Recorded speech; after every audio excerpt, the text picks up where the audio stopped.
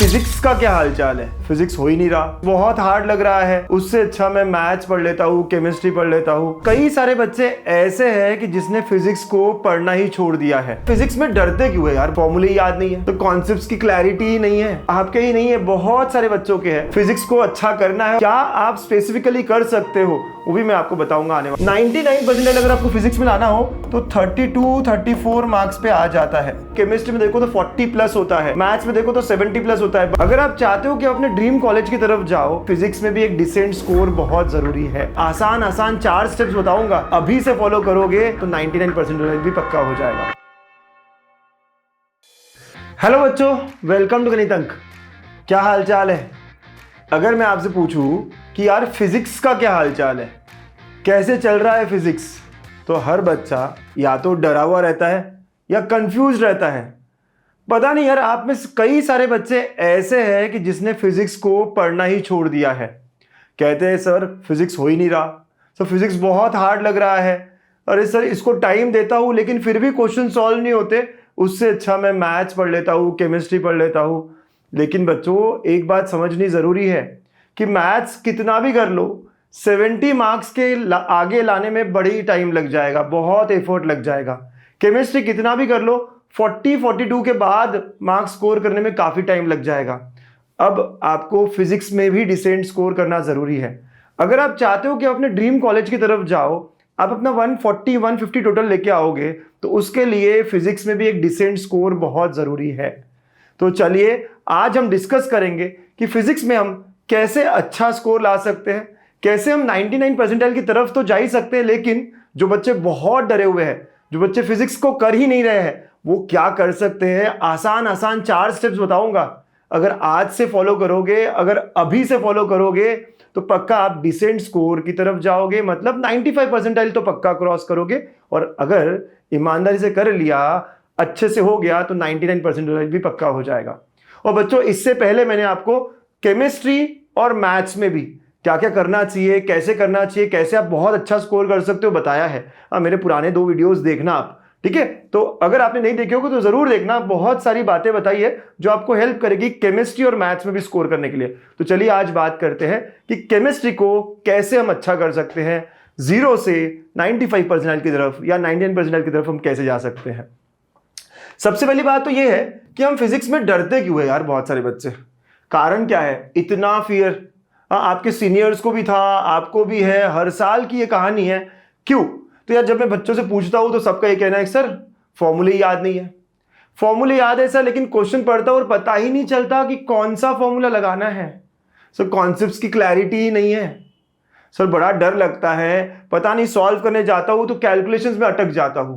कई कारण है, आपका क्या कारण है? फिजिक्स क्यों आपको इतना डराता है? कमेंट जरूर करिएगा और बताइएगा मुझको, मैं भी जानना चाहूंगा। और उस पे क्या आप स्पेसिफिकली कर सकते हो वो भी मैं आपको बताऊंगा आने वाले वीडियोस में।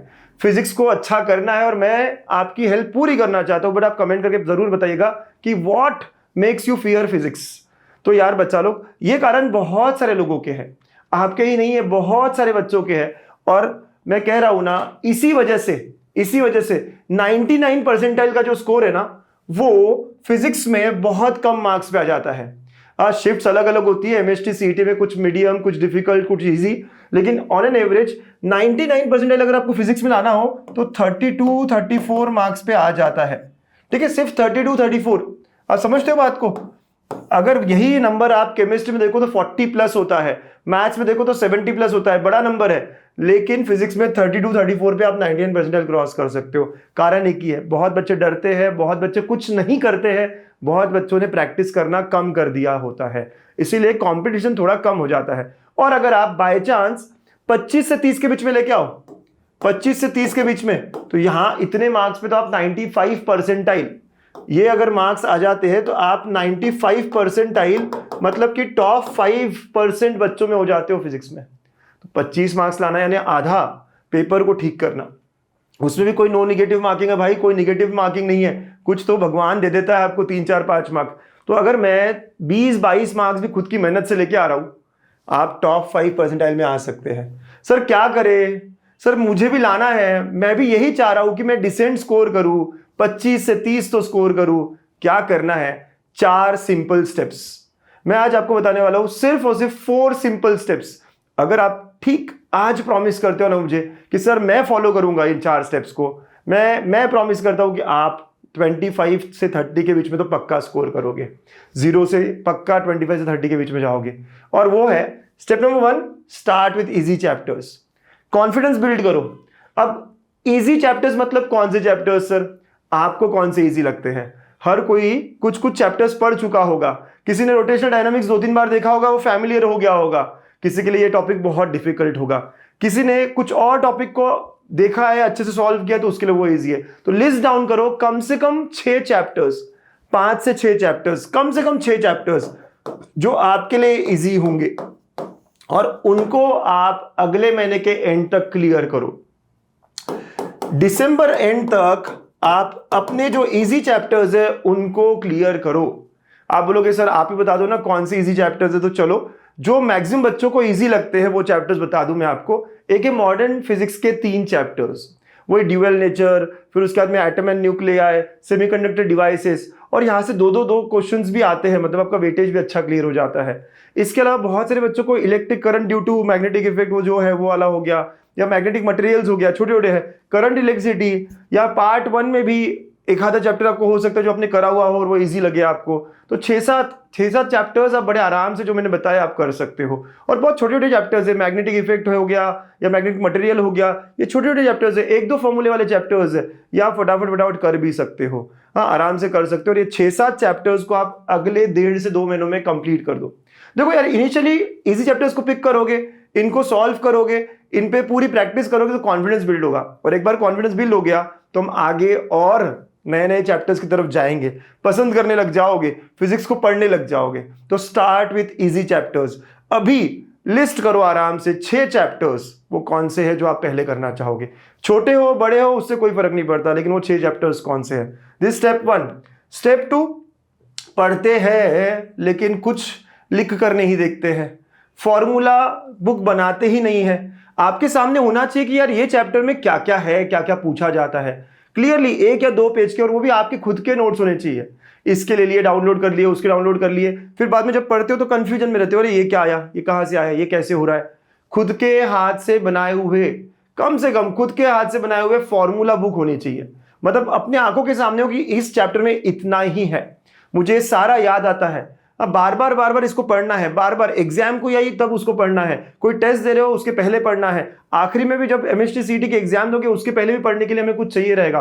फॉर्मूला बुक बनाओ। बहुत सारे क्वेश्चंस फॉर्मूला बेस्ड होते हैं। 50 क्वेश्चन सीईटी में है तो सब के सब डिफिकल्ट नहीं होते हैं।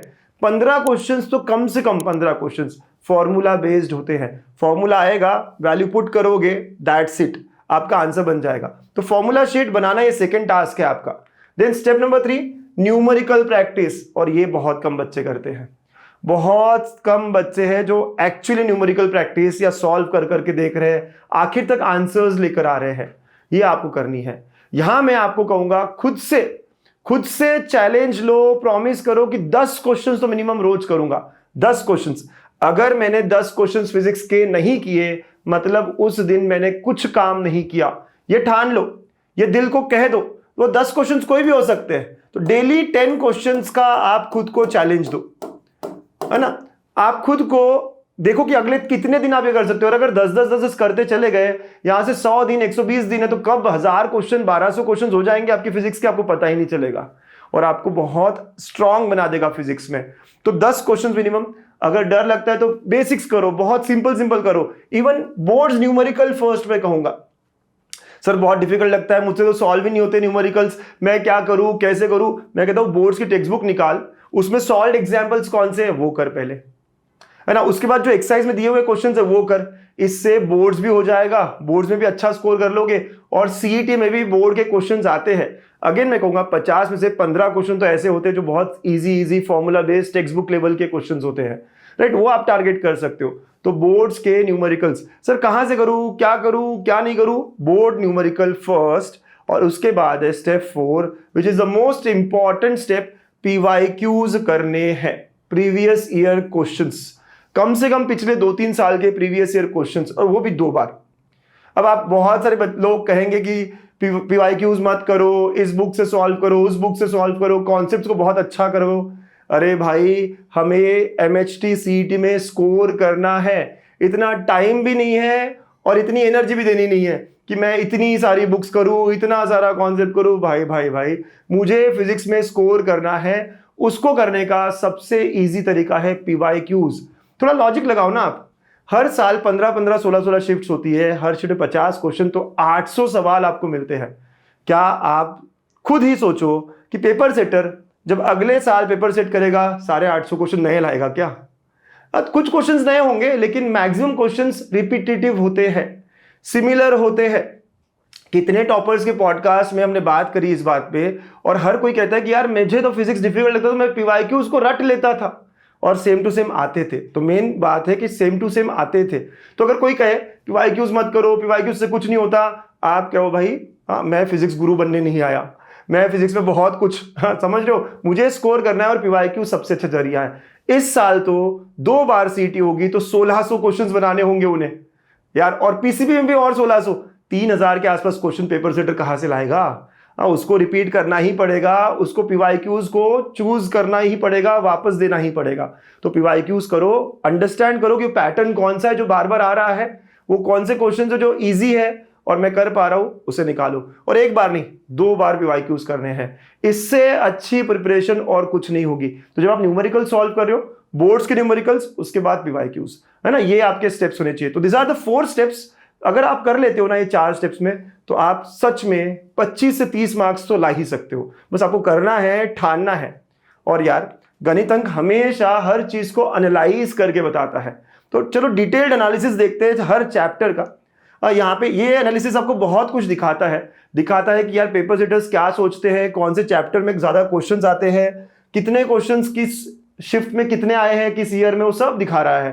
तो आप यहां से एनालिसिस कर सकते हो कि इलेक्ट्रोस्टैटिक्स पे 3 क्वेश्चंस हर बार आ रहे हैं, तो मैं इलेक्ट्रोस्टैटिक्स को पहले करूं, क्या मुझे आसान लगता है, ये सारी बातें आप सोच सकते हो। या आप देखो वेव ऑप्टिक्स, ये वाले जो है काफी कुछ आ रहा है, ये सारा देख सकते हो। या फिर अगले पेज पे देखो, जो मैंने कहा था इजी ड्यूअल नेचर हो गया, कलर इलेक्ट्रिसिटी हो गया, स्ट्रक्चर ऑफ एटम हो गया, हर एक पे 2-2 क्वेश्चन। 16 शिफ्ट से 2024 में, तो 16 शिफ्ट 35 क्वेश्चन, मतलब 2-2 क्वेश्चन आ रहे हैं। एक और बात, ये सेमीकंडक्टर हो गया, मैग्नेटिक इफेक्ट, मैग्नेटिक मटेरियल हो गया, ये भी देख रहे हो। एक और बात, थर्मोडायनामिक्स बहुत बड़ा चैप्टर है, हाँ, बहुत डिफिकल्ट भी लगता है कुछ लोगों को।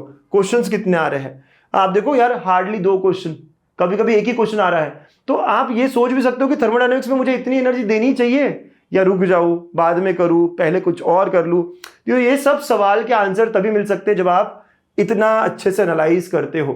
इवन 2025 का भी एनालिसिस मैं कर रहा हूं, और वो भी जल्द ही शेयर करूंगा मैं आपसे। लेकिन आप देखो पिछले 4 साल, उससे पहले 21 से लेकर 24 का एनालिसिस, और आपको बहुत कुछ यहाँ पे इंफॉर्मेशन मिल जाती है। इसीलिए कहता हूं कि एनालिसिस करना, फिर उसके हिसाब से एक्ट करना, यही रिजल्ट का बहुत बड़ा स्टेप होता है। ठीक है, तो आपको यहाँ पे बहुत सारी क्लैरिटी मिलती है, आप स्क्रीनशॉट ले सकते हो, मैं हट जाता हूँ। ओके, एंड इवन ये पीडीएफ भी मैं आपसे शेयर कर दूंगा हमारे व्हाट्सएप ग्रुप में। अगर आप अभी तक ज्वाइन नहीं हुए तो व्हाट्सएप चैनल जो है वो ज्वाइन कर लो। पहले कमेंट में पिन कर देता हूँ, लिंक ले लीजिएगा, ये पूरा पीडीएफ, ताकि आप यूज कर सको, आप डाउनलोड कर सको, खुद के पास प्रिंट करके रख सको। जरूरी है ना जानना कि कौन से चैप्टर से कितना इंपॉर्टेंट है और कितने क्वेश्चन आते हैं। ठीक है, तो मैं पीडीएफ ये शेयर कर दूंगा व्हाट्सएप चैनल, फर्स्ट कमेंट में लिंक रहेगा। क्लास 11 के चैप्टर्स भी पता कर लो कौन कौन से, और हर चैप्टर से अब एक एक क्वेश्चन आता है। ये 2 चैप्टर्स नए ऐड हुए लास्ट ईयर, वेक्टर्स और एरर एनालिसिस। ठीक है, 10 चैप्टर्स 10 क्वेश्चन क्लास 11 से आते हैं। ठीक, चलो रिपीट कर रहा हूं एक और बार, पीवाईक्यूज मस्ट है। हाँ, 2 से 3 बार, 2-3 साल के क्वेश्चन। कितने साल के करूं सर? 23, 24, 25 कर लो, 22, 23, 24 कर लो, कोई भी 2 साल 3 साल इनफ है। You have to understand the pattern which is repeating, है ना, जो भी रिपीट हो रहा है पैटर्न वो करो, है ना। तो रिपीटेड पैटर्न को समझो और उनको सॉल्व कर करके निकालो। यार क्वेश्चन की लैंग्वेज नहीं समझते हो, बार बार पढ़ो, अपने आप समझ जाओगे। यार फॉर्मूला कौन सा लगा रहा है यही नहीं समझ में आ रहा, अगेन देखो गिवन क्या है, देखो क्या चाहिए है मुझे, कैसे ब्रिज बन रहा है गिवन में और जो चाहिए में, तो वो अकॉर्डिंगली आप फॉर्मूला लगाओगे। राइट, तो फॉर्मूला याद भी होना चाहिए, फॉर्मूला शीट के ऊपर भी होना चाहिए, और पीवाईक्यूज किए हुए होने चाहिए।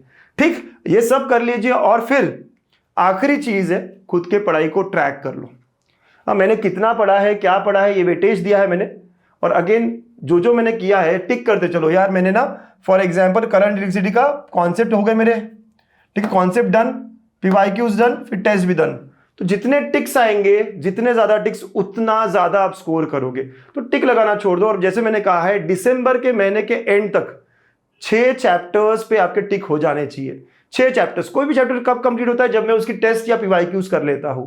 ठीक है, तो 6 चैप्टर्स जो भी आपको इजी लगते हैं इस पूरे लिस्ट में। चैलेंज आपके लिए यही है कि 6 चैप्टर्स को आपको करना है, दिसंबर की एंड तक करना है। और हाँ, रोज कम से कम 10 न्यूमेरिकल्स करने हैं, खुद से ये कहना है आपको।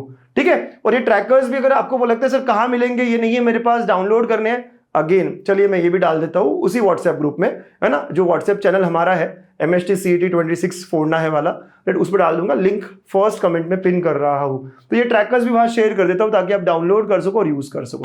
सही है, तो सारी बातें बता दी मैंने। आई एम श्योर आप लोग इसके अकॉर्डिंगली अपनी मेहनत करोगे, अपना एफर्ट्स दोगे। कुछ बच्चे ऐसे होंगे, सर मैंने कुछ चैप्टर्स कर लिए हैं, मुझे पूरा सिलेबस करना है, कोई एक शेड्यूल दे दो ना ताकि मैं जनवरी एंड तक बोर्ड्स के पहले सब कंप्लीट कर लूं। तो चलिए शेयर करता हूं मैं आपसे वही शेड्यूल जो हम सिग्मा बैच में कर रहे हैं। सिग्मा बैच में फिजिक्स भी है मेरे बच्चों, लाइव चल रहा है, अच्छे से चल रहा है, और यही सिलेबस हम फॉलो करेंगे। ऐसे करते करते 31 जनवरी तक आप भी अपना सिलेबस, और जब आप कर रहे हो तो न्यूमेरिकल्स हो रहे हैं, मतलब बोर्ड्स की प्रिपरेशन भी बहुत सारी हो जाएगी आपकी। तो CET प्लस बोर्ड्स दोनों के दोनों यहाँ कंप्लीट होने वाले हैं। ठीक है, तो ये सब देख लीजिएगा और आप भी फॉलो करिएगा और अकॉर्डिंगली अपने सिलेबस को मस्त तरीके से करिएगा। डरो मत मेरे दोस्त, है ना, काम करो, समझो, प्रैक्टिस करो। पता नहीं यार, आपको मतलब आप खुद यकीन नहीं करोगे कि फिजिक्स आपके लिए गेम डिसाइडर हो जाएगा, आपको हीरो बना देगा। ठीक है, सो ऑल द बेस्ट बच्चा लोग, अच्छे से पढ़ाई करते रहो। गणितंक हमेशा आपके साथ है, और कुछ भी लगे, जहां हम आपको लगे सपोर्ट की जरूरत है, प्लीज कमेंट करेगा। We are always with you. All the best, bye bye, thank you. Sigma आया है, तैयार हो जाओ, सपनों को सच करने का वक्त आया है। रात दिन मेहनत अब रंग लाएगी, गणितांत के साथ जीत निश्चित है। फॉर्मूला से फ्यूचर तक हर स्टेप क्लियर, डर नहीं सिर्फ डेडिकेशन है यहाँ, बूर्स और सीट दोनों साथ।